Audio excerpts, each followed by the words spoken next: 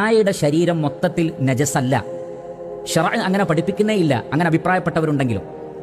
മറിച്ച് നായയുടെ നജസ് എന്ന് പറയുന്നത് ഒന്ന് അതിൻ്റെ ഉമിനീരാണ്, അതേപോലെ തന്നെ അതിൻ്റെ മൂത്രമാണ്, അതിൻ്റെ വിയർപ്പാണ്, അതിൻ്റെ രക്തമാണ്. അതല്ലാത്ത അതിൻ്റെ തൊലികളോ മറ്റു ഭാഗങ്ങളോ നജസല്ല. അവിടെ തൊട്ടാലും ആ ഭാഗം നായ നമ്മുടെ ദേഹത്ത് വന്ന് തൊട്ടാലും നമ്മൾ അതിനെ തൊട്ടാലും അവിടെ കഴുകേണ്ടുന്ന ഒരു ആവശ്യം വരുന്നില്ല.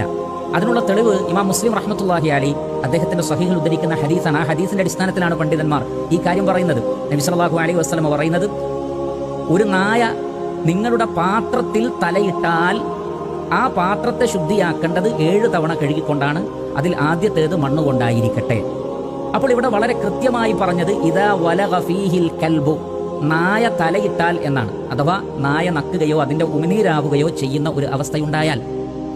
എന്നാൽ നബി സല്ലല്ലാഹു അലൈഹി വസല്ലം ഒരിക്കലും പറഞ്ഞില്ല ആ നായ കയറി വന്ന ഭാഗങ്ങളൊക്കെ കഴുകണം എന്ന് പറഞ്ഞില്ല. നായയുടെ ശരീരം